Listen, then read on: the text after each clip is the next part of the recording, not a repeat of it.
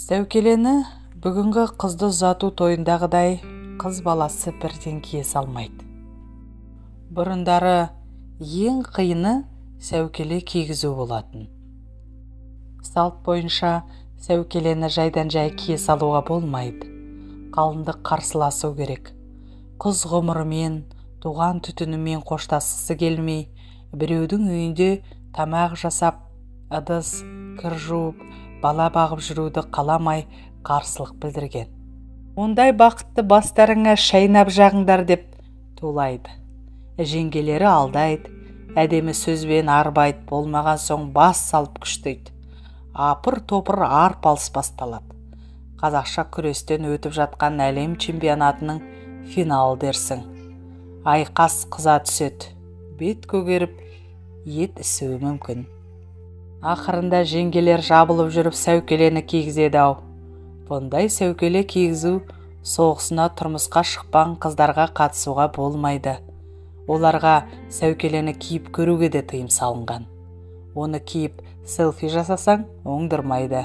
Жаман ырым. Кәрі қыз болып отырып қаласың. Тарихқа үңілсек, сәукеленің терең дәстүрлік мәні бар. Көне заманның ақсүйектері жерленген қорғандарды қазған археологтар конус тәрізді бас киім кигізілген мәйіттерді жиі табады. Олардың көбі жауынгерлер. Бәрі дұрыс.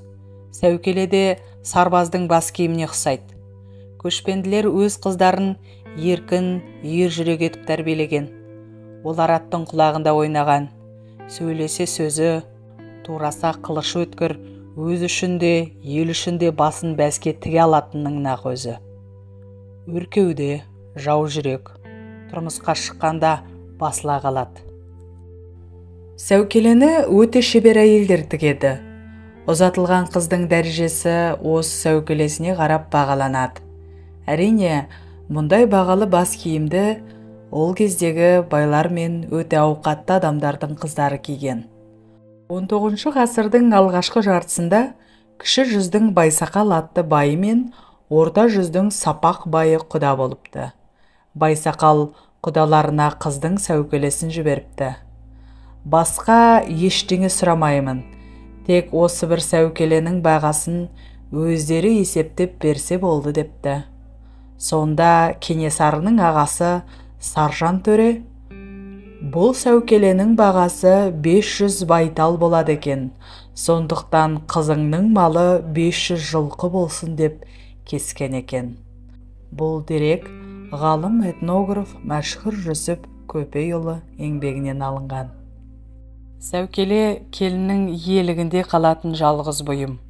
Жасауына берілген басқа заттардың барлығы күнделікті үй тірлігіне қолданылады. Сәукеле сөзі сау келе жатыр деген сөзден шыққан. Арнамның дамуына қолдау көрсетіп, лүпіл басып, пікір қалдырып, тіркеле кетулеріңізді сұраймын. Келесі шығарма сіздер үшін.